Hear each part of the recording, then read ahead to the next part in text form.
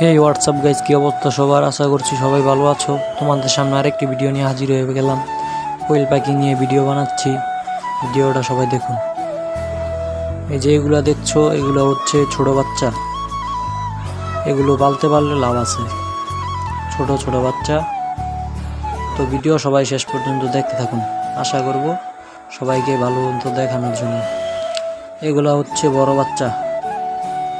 এগুলো 30 দিনের দিনে আনছিলাম, এখন 40 দিন হয়ে গেছে। কয়েকদিন পর ডিম দিবে।